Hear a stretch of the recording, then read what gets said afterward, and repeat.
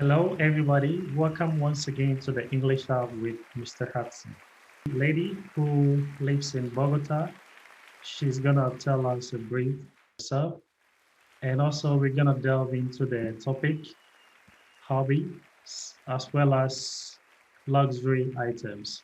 So, without much ado, I would like her to introduce herself, and we're gonna start with a conversation. Hello, Miss. Hey, Mr. Hudson, thanks for having me. My name is Maria Paula Gonzalez. I'm 20 years old. I live in Bogota. I'm doing my major in bilingual education at El Bosque University. I'm also a private English and Spanish tutor. I love teaching. I think I'm that crazy cat lady. I love cats and I love my life. I love studying, and that's probably it. I'm always looking for learning. Great. All right. So we're gonna start with the first session that has to do with hobbies. I guess you like to do a lot of stuff. Yes. Indeed, yeah. Okay. I don't have just one hobby, like several hobbies. Yeah. Okay. So what is your hobby? Well, my hobbies are mostly related with sports. I would say like roller skating, cycling, jogging, but I have like the different sides. So the other side would be more related with journaling, crochet, movies, and learning stuff in general. Well, let's just focus on roller skating and let's say learning stuff.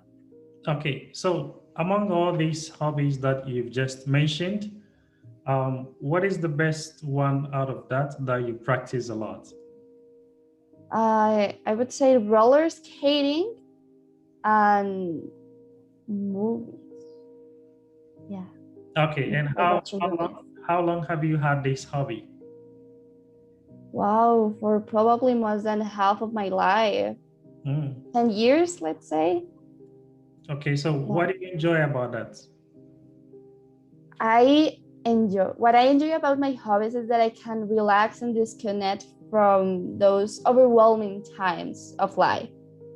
So I feel like I'm in another planet or doing something that does not stress me. Yeah. Okay. So, talking about that, why do you think people have to have hobbies?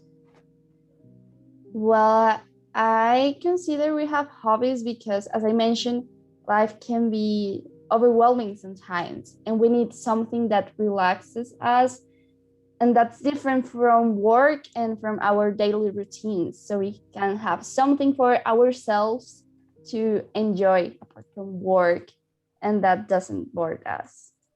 Okay. So, if somebody should ask you, why did you start your hobby? What can you say? Um, because it made me feel amazing. My mom always tried to keep me busy and disconnected from technology or I always said to her, Mom, I'm bored. And she was like, why don't you do this? Like, let me just write you down on this vacation thing and you can go swim, you can go handcrafting or something.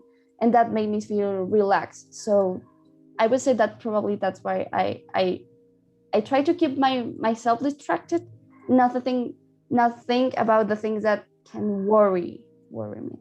Yeah, exactly. So, Yeah. nowadays we all have talents that helps us to generate some sort of income. Yeah. So, Yeah. talking about hobbies, do you think a hobby can fetch you some money or can give you money? Yeah, definitely. And it's such a good feeling being rewarded economically by something you like doing. For example, I love teaching.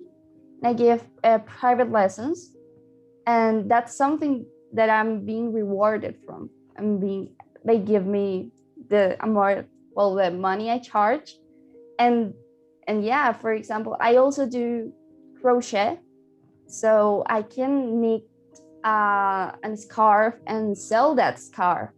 If I were good drawer at drawing, I would sell my drawings or something. But yeah, you can definitely make an income, and a good income, I would say, by with your hobbies. Great. Okay. And talking about hobbies, how many hours a week do you spend on doing your hobbies? I would say more than 8, probably. It depends. On a day I can spend 3 hours, and then another day I wouldn't do my hobby, but the next day I would spend another 2 hours, and yeah, like rounding an 8 or 10 hours. Oh, roughly. Yeah. Okay. All right. So, do you think your hobby can be considered as safe or dangerous? Well, as I have different hobbies, some of them can be dangerous. Let's say roller skating and cycling, especially because not every road is made for roller skating. Yeah. I can fall easily. And as I don't know how to, well, I know how to stop myself with my roller skated, but it's kind of hard. Yeah. I mean, it's not with the bicycle that you can just put like the hold yeah, the steers. yeah, easily. With the roller skaters, it's harder and it can be dangerous. Yeah. If you cross a red light, you cannot just stop. And before, I never used a helmet, so I was putting myself on risk. And once I crossed a street without looking to the sides, because Yeah. I was on it was kind of a hill, so it was steep. Is it a Steepy. steep? Yeah, steepy. Yeah, and I couldn't stop myself, so I had to, I fell with and try to stop myself with my hands, and that was dangerous, because if a car was going, it would have gone over me, or yeah. So that part is the dangerous, and also because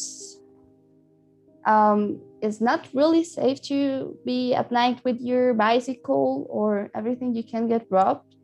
But I mean, you have to be careful, and I think all hobbies might be dangerous, but that's also up to yourself, and how do you care, and manage yourself it not to be dangerous. All right. If somebody should ask you, okay, I don't know what you're talking about, but I can hear hobby. What is a hobby, Miss? Well, a hobby, I would say something that you like doing during your leisure time, that relaxes you and disconnects you from the world, basically. Sometimes you can get really into your hobby and just forget about the time. Oh my gosh, I've spent 2 hours drawing, and it felt like 10 minutes for me, or something similar. So it's something that relaxes you mostly, and you like doing, that you enjoy. Great. Okay, so why do you think someone needs a hobby?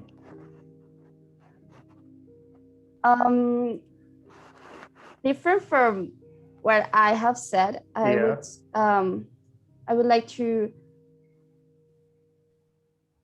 say again that you can connect yourself with a hobby, with your inner creative soul, or with your another you. I think there's another you inside you that is that creative part that you maybe haven't discovered explored. Exactly.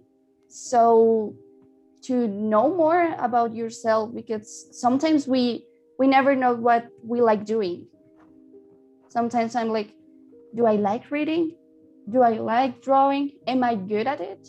So it's something just to explore yourself and to know what you like and what you want for your life, probably, because you can live from your hobby if you make a good income. So yeah, to Yeah, exactly. know All right. more about yourself. Yeah. So, talking about hobbies here or around the world, in every country, men and women have their choice of, hobbies that keeps Yeah. them from their normal schedule. Yeah. So, what are some of the popular hobbies that are among women and that of men here in Colombia? Okay. Here in Colombia, it depends on the social status you're in, because I mean, if you like doing spa yourself, you have to be able to afford the products you're going to put in on women. Okay, but um, some women think housekeeping is a hobby because they like doing laundry or cleaning the dishes or whatever they like. And I'm not completely sure about it, but I think that that is popular. My mom says that she likes tidying up the kitchen and organizing stuff, and that's totally fair. Another job I would say is shopping, for women, probably working out, and relaxing in general. I think women feel way too pressured over society, so just laying on a bed can be a hobby if you like it. Yeah, and for men, drinking, watching matches, Yeah. going out with friends. Yeah, like that's, I would say, those three. Okay. Great. All right. So, you've been growing up as this vibrant lady who has a lot of aspirations in life, who is passionate about teaching and stuff like that. Um, if somebody should ask you when you were that much younger, what were your hobbies? What can you say about that? Well, as I mentioned, my mom always tried to keep me busy. So I would say swimming. I I used to go swimming every, probably 3 times a week for a whole month or over a month. Also, I spent a lot of time with my grandma, so seeing herself knitting. Yeah. Um, that, and well, I remember I loved performing, like dressing myself up and pretend to be a princess or a Oh my God. vampire. Yeah. And yeah, related with costumes and dramatic stuff. Yeah, Okay. I would All right. say those. So, talking about childhood, yeah, what do you think are some of the hobbies that are found with, young children and that of adults? Well, they have changed a lot because of technology and because of the things that have evolved, let's say. So child with children, I would say their hobby is probably playing video games, watching videos on YouTube, probably practicing a sport. And also because of the pandemic, they haven't had the opportunity to really practice or to do a hobby, let's say exploring or collecting insects or doing walks in the nature. So it's more focused on technology. Okay. And with adults, let's say drinking, going out, and yeah, I think children are more focused on technology and finding them enjoying themselves through technology, and adults more with the outside world, let's say. Okay. So, Miss, what kind of sport do you enjoy? Sports. Well, I used to practice soccer. So I would say soccer and some like enjoy practicing them or doing them. Okay, then soccer, volleyball, and roller skating, swimming. And swimming. Okay, so talking about sport, do you think a hobby is different from a sport? Not entirely, because there are professional um, sports, professional persons that practice sports, and Yeah. they live out of their capacities and abilities to develop and on that sport. But as me, as I'm not a professional swimmer or a professional soccer player, but I do enjoy playing soccer or swimming. And if I do it every now and then, I think it is considered as a hobby.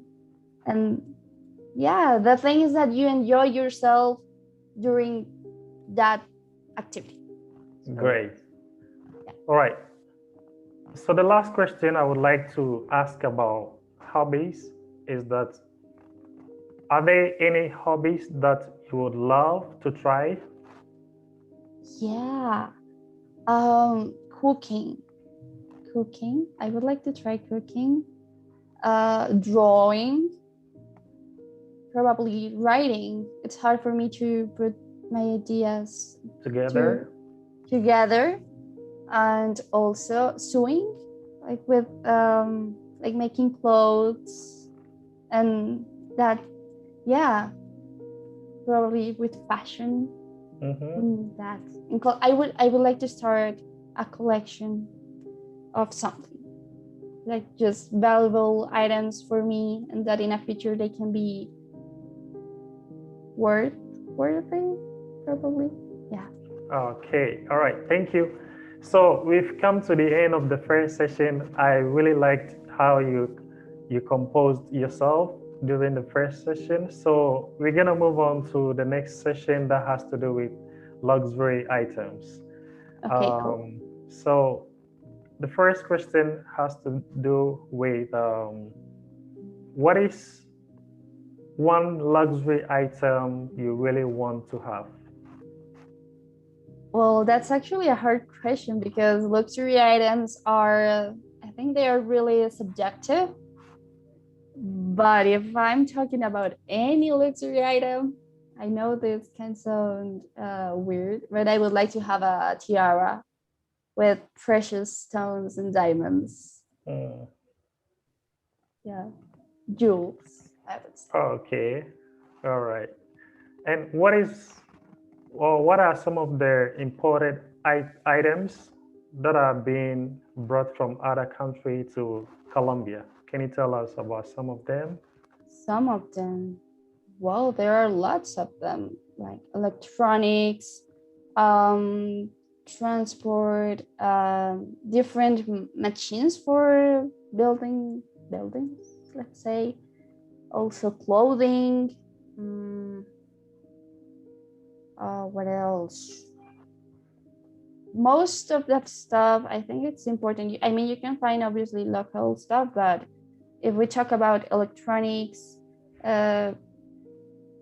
transporting stuff and machinery, I would say. Yeah. Equipment, different equipment. Yeah. All right. So. And also, oh, I forgot. Sorry. Yeah. Food. So there's a lot of importation of food. Yeah. Yeah. Indeed. All right. So you live in Bogota. Yeah. Looking at the infrastructure that is ongoing in Bogota, all around Bogota, Colombia can be considered as a developed country or maybe a developing country. Yeah. You know, with developing countries or developed countries, they do a lot of importation when it comes to, raising these high buildings. Yeah. So the question I would like to put across is, do developed countries focus too much on luxury items? like on getting luxury items, Yeah. important luxury items? I would say they do, because as they are developed countries, I think the people can afford luxury items, and Yeah. it's easily for them to afford them. So obviously, of course, the country is going to import luxury items because they know their citizens can afford them, or if they cannot, they would find a way to afford them. Yeah. Okay. And what is mostly exported by Colombia? Well, we are known for being one of the best coffee exporters, and also we export coffee, flowers, fruits. I know we export some steel, also iron, if I'm not wrong, vegetables, some vegetables oils, and petroleum. Okay. Those, Those are those some yeah, few items that Colombia export. Yeah. yeah. Okay. What do you think is the most popular luxury item here in your country, Colombia? It's the most. That's a hard question because I'm Yeah. not quite sure, but I would say probably jewels like emeralds. Yeah, I would say emeralds because I'm not. I don't think we export cars or electronics probably. So I would say cars and probably flowers, because some flowers can be extremely luxury Yeah. and pensive. So yeah. Okay. And what is one crazy, or what is the craziest example of a luxury item that you have heard of? Well, I've seen it of pictures, and I think it's crazy to put jewels on your teeth. Yeah. Like diamonds? Yeah. Diamonds, yeah, because you cannot eat with them, and those are famous on celebrities. Yeah. Like to put diamonds and jewels on their teeth. I don't know. I mean, that's not my cup of tea, but yeah, I think that's kind of crazy. Yeah, I would say that. Would you like to have, such thing in the future if you should have more money? I don't think so. No, I don't think I would like to have jewels on my thing, and that would be kind of uncomfortable. I would say, and it would be something that does not represent what I'm for, like putting jewels on my feet and Yeah. no. Smiling all over the place. Yeah. Exactly. Okay. All right. So if somebody should ask, Miss, are you the jealous kind of type? Are you jealous? Sometimes, yeah, sometimes I must admit it. I can be jealous. Okay. Talking about jealousy, have you ever been jealous of something that somebody had, and you were like, oh my God, I wish I had this thing, Definitely. When I was a child, I struggled with that a lot, but not because my parents didn't want me to give me luxury stuff or stuff in general, but I had some friends and they were like, hey, I got a good grade, and my dad just bought me a cell phone. Yeah. And I was like, I don't have a cell phone, but I want a cell phone. And I was like, Dad, I want a cell phone. What can I get when if I'm getting good grades? And he was like, you're too young for getting a cell phone. And when you got your money, you will be able to afford a cell phone. But during now, you can have mine and you can play with mine. And especially on Christmas Eve, my cousin, she lives in Canada. And when whenever she comes, all the family is like, oh, she's here, and everybody it's petting her Yeah. probably, and everyone's like, hey, you, do you want this? And of course she would get more presents than me, and I would get jealous because of that. Even if it was an ugly present or something, I would be, and I would feel jealous. What does she has more presents than me? And Yeah. mom, what did you give her that thing if you knew I wanted it? So yeah, I think we all in a way have felt jealous about someone else's luxury items or items in general. All right. So if somebody should ask you, what are some of the luxury items you have? Can you tell us? I think luxury items can be, as I mentioned, subjective, because someone can consider living in an apartment a luxury item, or having a property, Yeah, a luxury property. item. Property, yeah. I'm not that kind of person of bringing luxury items, but if I have to mention probably one, I have a ring with an emerald that my uncle gave to me for my 15th birthday. Mm-hmm. And I think that's probably the only luxury item I have. The other would be like a TV or my cell phone, if you can say, but it's just normal cell phone, Okay. nothing too eye-catching or Yeah. All right. So talking about luxury items and, having this or having that, do you think having luxury items can or could make you a happy person? yeah, indeed.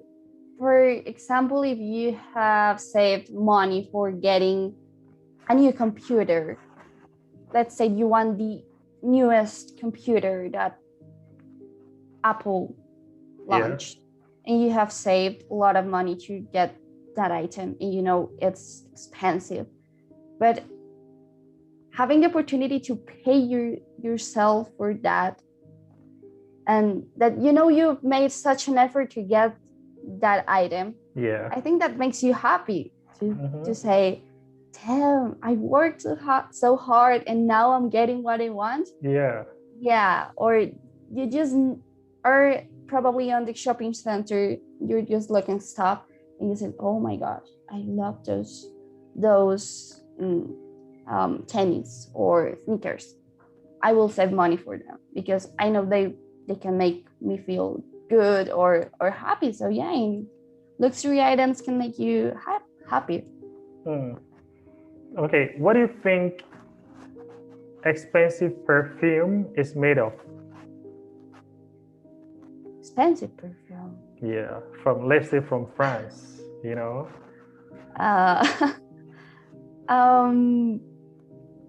Flowers. I know some of them have diamonds and pearls. I would say, I'm not quite sure, but I've heard that they have gold and like perfume made of gold and pearls and flowers. Yeah. So I would say, let's say, I don't know if they can be made of diamonds, but let's say diamonds, because diamonds are expensive.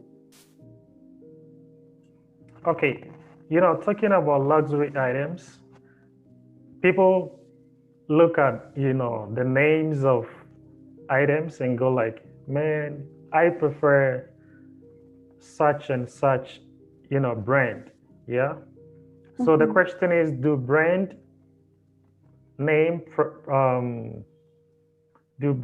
prices mean quality?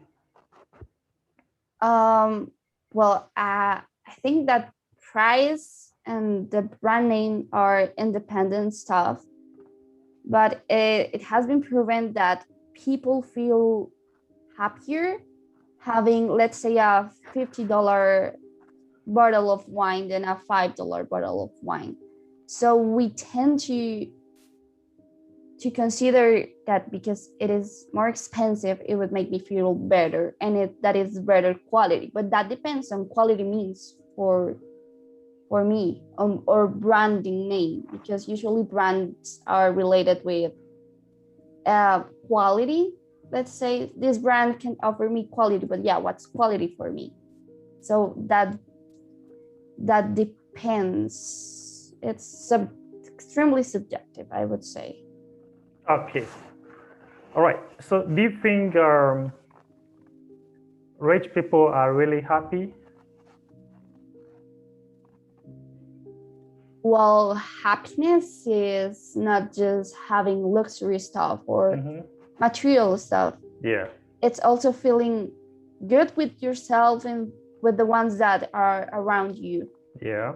So probably having luxury stuff and being able to afford luxury items can make you feel happy, but for a while, because you never know if you are going to be rich your whole life. Money in a time probably will just stop coming to you. And well, I'm not rich. Well, I am rich in a way. I mean, that depends. Fake it till you make it. You have to believe yourself that you are that rich, or manifest those things if you really want to be rich. But if you have good, if you're being well surrounded by people that make you feel happy, I think happiness won't be related with being able to afford things, but enjoying yourself with someone. So that depends. All right. You know, it is assumed that having money can make you happier. Yes. But, you know, what of people or a person that doesn't have money? Can he or she be happier? So the question is, can you name 5 things a person can do or can make, or 5 things that can make themselves happier without the use of money? Okay, definitely. After naming the 5 things, I would say it's been proven that people that, I don't want to say poor, but they don't have the same amount of money than others, they are happier because they live as simply as possible and they just enjoy life. So I would say 5 things someone can do without spending money is giving compliments. Yeah. You can make someone happy by making compliments. Hey, you look gorgeous today. That shirt is flawless. That looks great on you. That would definitely make someone feel happier. Also, caring for someone. You don't need to spend money if you want to care about someone. So just ask by asking, how was your day? How do you feel? And that's another thing. Just listen and express yourself can make you feel happy with someone. And probably, I think we all have felt the need to be listened. So if you are a good listener, you're not spending money and you probably are making someone else's day better. Another thing, I'm 3. The 4th one I would say telling jokes. Telling jokes could make anyone happy, and it depends on the sense of humor, of course. Yeah, exactly. And the last one, it's related with jokes, but just laughing. It's I think you enjoy yourself while you are laughing. So yeah, there are several things. You're helping people, helping someone gardening, or helping someone with their hobby. So yeah, great. I like that. All right. So we've come to the end of this session. I would like to know your opinion about English and also some of the tips that you can give out to people there, that if you do this, you do that, you can be like myself, speaking fluently in English. So, what are some of the tips you can give out for people to learn from you as well? What can you say? Okay, I know we are all used to seeing movies on with the dub. How do you call the doubling when someone from an speaking country performs the voice over the actors. I think it's good if you start just listening them watching movies in the original language with English subtitles, and you write down the words that you don't know, and like promising yourself that you will look for those words later, and it's not going to be something that is just to be written down and forget it Yeah. later. Also, music, you can learn a lot through music, and don't be afraid to making mistakes, because making mistakes are learning opportunities. And later and after that, you will be able to recognize your own mistakes. So being conscious about what you're doing, how are you speaking, will definitely improve your English skills. And as well, try to practice English with anyone, and don't be afraid to, my pronunciation is not that well. You will improve your pronunciation by practicing, and motivation is the most important thing. You have to keep motivated, and frustration can happen, but you have to be persistent and to have a goal. Your English goal is like talking like a fluent English speaker, so work for it and fight for it. Yeah, exactly. All right. I like your advice, your pieces of advice for the people out there. The last thing I would like to ask is, I've started this project to help people around Colombia to practice with me for free, and also to create an environment where you can listen to other people to improve your listening skills and improve your fluency level, as well as how you're gonna respond to certain questions with regards to certain topics. So what I would like to know is what do you make of this whole project? I think it's such a great opportunity for Colombians English learners to improve their skills. They should take advantage from these spaces, because you know how this works, how this language learning works. So there's such an opportunity for them, and I think that I've learned how to talk about hobbies and luxury items, because those are questions that I have never thought of. So I was like, oh my gosh, how am I going to answer this? I don't know how. So you can be definitely prepared for a future conversation. You never know when are you going to be able to talk about hobbies or luxury items, in my case. Yeah. So just take advantage and enjoy these learning opportunities. They are incredible, and you will have so much fun. Okay, all right. So what are your last words before we leave? Well, Mr. Hudson, thanks for having me. It was such a nice experience.